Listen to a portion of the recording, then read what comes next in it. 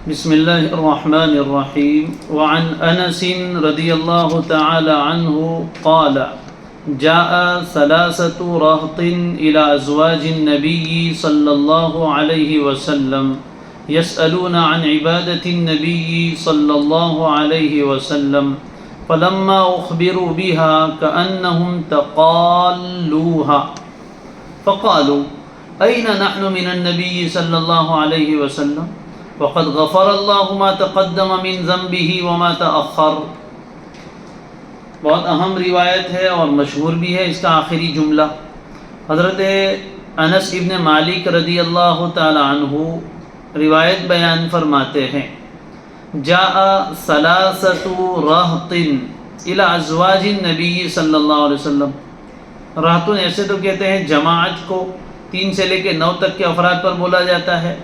3 آدمی، 3 لوگ، 3 صحابہ نبی کریم صلی اللہ علیہ وسلم کی ازواج مطہرات امہات المومنین کی خدمت میں حاضر ہوئے. یہ 3 آدمی کون تھے؟ حدیث شریف میں نام نہیں آیا ہے، بعض لوگوں نے بیان بھی کیا لیکن کوئی یقینی بات نہیں ہے، جب چھپایا گیا تو ہم بھی چھپا دیں. 3 شخص تھے صحابہ میں سے جو ازواج مطہرات کی خدمت میں حاضر ہوئے. یسألون عن عبادت النبی صلی اللہ علیہ وسلم. کیوں آئے؟ وہ سوال کر رہے تھے نبی کریم صلی اللہ علیہ وآلہ وسلم کی عبادت کے بارے میں. یعنی عبادت سے مراد گھریلو عبادت، یعنی آپ کے خلوت کے معمولات کیا ہے. ظاہر میں جو کچھ کرتے تھے وہ تو نظر آتا تھا مسجد میں، لیکن گھر کے اندر رات کے وقت آپ کے معمولات کیا ہے، خانگی طور پر آپ کیا عبادتیں کرتے ہیں، خلوت میں آپ کیا عبادت کرتے ہیں، آپ کے معمولات کیا ہیں، آپ کے وظائف کیا ہیں. تو یہ معلوم کرنے کے لیے ازواج مطہرات کے پاس ہی آنا پڑے گا، اس لیے کہ وہی یہ باتوں کو جان سکتی ہے. اس لیے انہوں نے آ کر سوال کیا، اور مقصد کیا تھا کہ ہمیں اگر حضور کے معمولات اور وظائف معلوم ہو جائے تو ہم بھی آپ کا اتباع کریں. تو پوچھ رہے تھے، وہ سوال کر رہے تھے نبی صلی اللہ علیہ وسلم کی گھریلو اور خلوت کی عبادت کے بارے میں. سوال کیا تو ازواج مطہرات نے کوئی تکلف نہیں کیا، جیسا تھا ویسا ہی بتا دیا. فلما اخبروا بها، پھر جب انہیں آپ کی عبادت کے بارے میں بتا دیا گیا، یعنی ازواج مطہرات نے بتایا کہ آپ علیہ الصلوۃ والسلام کس طرح عبادت کرتے ہیں، کتنی عبادت کرتے ہیں، کتنے روزے رکھتے ہیں، گھر والوں کے ساتھ آپ کے معمولات کیا ہیں، وہ سب بتایا. کہ رات کو آرام بھی کرتے ہیں اور عبادت بھی کرتے ہیں، روزے بھی رکھتے ہیں کبھی، اور کبھی روزہ نہیں بھی رکھتے ہیں. جو بھی کچھ معمولات تھے وہ بتائے. یہ سننے کے بعد کأنہم تقالوها، تقالا، یہ تقالو باب تفاعل، ماضی کا جمع مذکر غائب کا صیغہ ہے. تو گویا ان لوگوں نے، یعنی آنے والے 3 صحابہ نے اس عبادت کو اپنے لیے کم سمجھا، حضور کے لیے نہیں. ادب یاد رکھیے، کانہم تقالوا، انہوں نے اس عبادت کو بین القوسین اپنے لیے کم سمجھا کہ ہمارے لیے اتنی عبادت کافی نہیں ہے، حضور کے لیے تو کافی ہے، لیکن ہم اتنی کم عبادت کریں ایسا ہماری نجات کے لیے کافی نہیں ہوگا. اور کیا کہا؟ فقالوا، آپس میں کہنے این نحن من النبی صلی اللہ علیہ وسلم، کہاں ہم اور کہاں اللہ کے نبی صلی اللہ علیہ وسلم. یعنی ہمارا حضور کے ساتھ کیا تقابل. آپ کا مقام و مرتبہ تو بہت اونچا، آپ تو اللہ کے حبیب ہیں، بخشے بخشائے ہیں. قد غفر اللہ ما تقدم من ذنبہ وما تأخر، اللہ نے آپ صلی اللہ علیہ وسلم کے تو اگلے پچھلے سب گناہ معاف کر دیے ہیں. اس لیے آپ کو زیادہ عبادت کی ضرورت نہیں، آپ تو معصوم ہیں، اللہ کی طرف سے بخشے بخشائے ہیں، اور آپ کا تو جنتی ہونا یقینی ہے، اور آپ کے لیے تو اونچے اونچے درجات ہیں، آپ تو مقام محمود کے مالک ہیں، آپ کو اتنی عبادت کی ضرورت نہیں ہے. لیکن ہمارا تو کوئی گارنٹیڈ معاملہ نہیں ہے، نہ ہم معصوم ہیں، نہ ہمارے کوئی اگلے پچھلے سارے گناہ بخشے دیے گئے ہیں، نہ جنت کی ہمارے پاس کوئی ایسی ضمانت ہے. اس لیے ہمیں تو اور زیادہ عبادت اور مجاہدہ کرنا پڑے گا.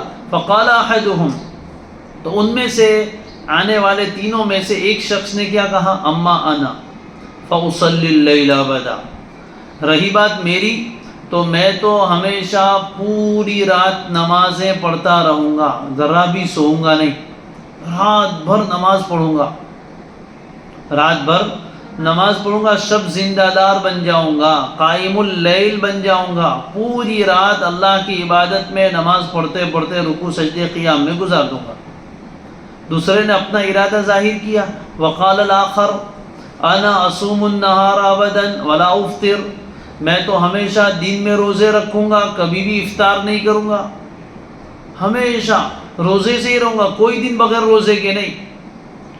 وقال الآخر، تیسرے نے کہا انا اعتزل النساء فلا اتزوج ابدا، عبادت سے دور کرنے والی غافل کرنے والی چیز تو بیوی بچے ہیں، شادی کروں گا بچے ہوں گے، پھر ان کا خرچہ، اس کے لیے کمانے جاؤ، پھر اس کو وقت دو، بیوی کے ساتھ وقت گزر جائے گا، اس لیے میں تو ایسا کرتا ہوں، انا اعتزل النساء، میں عورتوں سے ہمیشہ کنارہ کش رہوں گا، عزلت نشینی اور گوشہ نشینی اختیار کروں گا، اعتزال یعنی علیحدہ ہونا، میں عورتوں سے ہمیشہ کنارہ کش رہوں گا، الگ ہی رہوں گا، کبھی بھی شادی نہیں کروں گا، شادی ہوئے ہی نہیں، بیوی بچے ہیں نہیں تو کسی کے حقوق ہی نہیں ہے، لہذا مجھے کوئی زیادہ کمانے کی اور اس کی ضرورت نہیں پڑے گی، اور میں بھی پورا عبادت کے لیے اپنے آپ کو فارغ کر لوں گا۔ بظاہر دیکھنے میں تو عزائم کتنے اچھے ہیں، پوری رات نماز پڑھے، ہمیشہ روزے سے رہے، اور نکاح اس لیے نہیں کر رہا ہے کہ تاکہ زیادہ عبادت کر سکے، تو یہ انہوں نے عزائم کا اظہار کیا کہ ہم ایسا ایسا کریں گے۔ فجاء النبی صلی اللہ علیہ وسلم الیہم، تو نبی صلی اللہ علیہ وآلہ وسلم ان کے پاس آئے اور ان سے تصدیق چاہی کہ تم لوگوں نے ایسی ایسی باتیں کہی، ایسے ایسے عزائم کیے ہیں۔ اب حضور کو کیسے پتہ چلا؟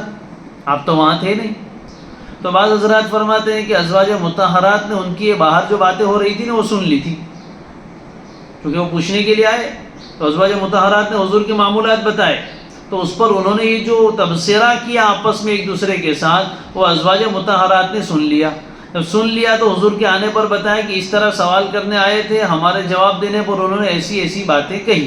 ایک بات یہ ہے، اور دوسری بات یہ کہی ہے کہ اللہ تعالیٰ کی طرف سے حضور کو بتایا گیا کہ ان لوگوں کے ایسے ایسے عزائم ہیں، تو بہرحال آپ نے فرمایا انتم الذین قلتم کذا و کذا، تم ہی ہو جنہوں نے ایسی ایسی باتیں کہی تھی، وہی جو اوپر آئی۔ یہ حضور کا سوال انکار کے لیے تھا، پوچھنے کے لیے نہیں کہ تم نے کہا کہ نہیں کہا، یس اور نو میں جواب نہیں چاہیے۔ یہاں انتم الذین قلتم کذا و کذا، یہ یعنی انتم، کیا تم ہی ہو جنہوں نے ایسی ایسی باتیں کہی ہے؟ یہ ناراضگی کے اظہار کے لیے آپ نے فرمایا۔ دیکھو دیکھنے کے اعتبار سے جذبات اور عزائم بہت اچھے تھے، لیکن آپ صلی اللہ علیہ وسلم نے اس پر نکیر فرمائی کہ تمہارے یہ عزائم صحیح نہیں ہے۔ ہمیشہ پوری رات نماز پڑھنا، ہمیشہ روزانہ ہی روزے سے رہنا، اور نکاح نہ کرنا، اور عزلت نشینی اور گوشہ نشینی کی زندگی اختیار کرنا، کنوارا پن، فرمایا تمہارے عزائم اچھے نہیں۔ سنو، اما واللہ انی لا اخشاکم للہ واتقاکم لہ، سنو اللہ کی قسم، بے شک میں تم لوگوں میں اللہ تعالیٰ کی سب سے زیادہ خشیت رکھنے والا ہوں، اور خشیت ثمرہ ہے علم کا، انما یخشی اللہ من عبادہ العلماء، خشیت پیدا ہوتی ہے علم سے، تو اس کا مطلب ہے کہ انی لا اعلمکم باللہ، میں اللہ کو اور اللہ کے احکام کا تم لوگوں میں سب سے زیادہ علم رکھنے والا ہوں۔ اللہ کن چیزوں سے راضی ہوتا ہے، کن چیزوں سے ناراض ہوتا ہے، وہ تم میں سب سے زیادہ علم میرے پاس ہے۔ ظاہر ہے نبی سے بڑھ کر کس کے پاس علم ہوگا، اور جس کے پاس حقیقی علم ہو اس کے دل میں خشیت بھی زیادہ ہوتی ہے۔ اس لیے بعض روایتوں میں انی لا اعلمکم بھی ہے، بعضوں میں انی لا اخشاکم ہے، تو خشیت یہ ثمرہ ہے علم کا، تو کہیں علم کا لفظ بولا، کہیں خشیت کا، تو میں تم لوگوں میں اللہ تعالیٰ کا سب سے زیادہ خشیت رکھنے والا ہوں، اس لیے کہ میرے پاس علم زیادہ ہے۔ وَأَتْقَاكُمْ لَهُ، اور میں تم لوگوں میں اللہ تعالیٰ سے سب سے زیادہ ڈرنے والا، تقوی، تو تقوی میں بھی تم سے سب سے بڑا ہوا، یعنی صرف علم نہیں، علم کے اوپر عمل بھی کرتا ہوں، تقوی بھی میرے اندر سب سے زیادہ ہے۔ لَكِنِّي أَصُومُ وَأُفْطِرُ، لیکن میرا حال کیا ہے، میں روزے بھی رکھتا ہوں اور افطار بھی کرتا ہوں، یعنی کسی دن روزہ رکھتا ہوں، کسی دن روزہ نہیں رکھتا ہوں۔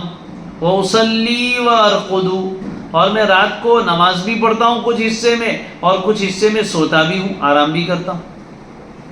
وَأَتَزَوَّجُ النِّسَاءَ، اور میں ایک نہیں کئی عورتوں سے نکاح بھی کرتا ہوں، اور نکاح کے بعد جو حقوق ہے وہ بھی ادا کرتا ہوں۔ یہ میرا طریقہ ہے۔ حضور علیہ السلام فرما رہے ہیں یہ میرا طریقہ کہ کبھی روزے رکھنا، کبھی روزے نہ رکھنا، رات میں تہجد پڑھنا کچھ وقت میں، اور کچھ وقت میں آرام کرنا، اس لیے کہ جسم کا بھی حق ہے اور اللہ کا بھی حق ہے، گھر والوں کا بھی حق ہے۔ دوسری روایتوں میں ہے ان لزوجک علیک حقا ولعینک علیک حقا، میں سب کے حقوق بھی ادا کرتا ہوں، اللہ کا حق بھی ادا کرتا ہوں، بندوں کے حقوق بھی ادا کرتا ہوں۔ واتزوج النساء، اور میں عورتوں سے نکاح بھی کرتا ہوں، نکاح کے بعد کی جو حقوق ہے وہ بھی ادا کرتا ہوں۔ یہ میری سنت ہے، یہ میرا طریقہ ہے۔ فمن رغب عن سنتی، اب تم لوگوں نے جو عزائم کیے وہ اس کے خلاف ہے نا۔ فمن رغب عن سنتی، جو بھی کوئی آدمی میری سنت سے، میرے طریقے سے اعراض کرے گا، فلیس منی، اس کا مجھ سے کوئی تعلق نہیں۔ کتنی سخت وحی سنائی کہ یہ میرا طریقہ ہے۔ میرا طریقہ کیا ہے کہ اعتدال، روزے میں اتنا آگے نہ بڑھ جاؤ کہ کوئی دن افطاری نہیں، نماز میں اتنا آگے نہ بڑھو کہ پوری رات نماز ہی پڑھ رہے، کوئی دوسرا کام ہی آرام بھی نہیں کر رہے، جسم کا حق بھی نہیں دے رہے، نکاح سے ہی بالکل دور ہو گئے۔ تو میرا طریقہ سنیاسی پنے کا نہیں ہے، اس کو کیا بولتے ہیں، گوشہ نشینی کو سنیاسی بن جانا۔ جیسے بہت سے جین لوگ اور اس طرح کے لوگ، رہبانیت ان میں عیسائیوں میں تھی، اور ہمارے ابھی یہ جین لوگ ہیں جو گھر سے نکل جاتے ہیں، دو چادر ہی پہنتے ہیں اور پیر میں جوتا بھی نہیں پہنتے، پیدل ہی چلتے ہیں، نہ ان کا گھر نہ کچھ، سماج سے بالکل علیحدہ ہو جاتے ہیں، جنگلات میں مندروں میں رہتے ہیں۔ تو یہ اسلام کا طریقہ نہیں۔ لا رہبانیت فی الاسلام، اسلام میں ایسی رہبانیت نہیں ہے سمجھ میں۔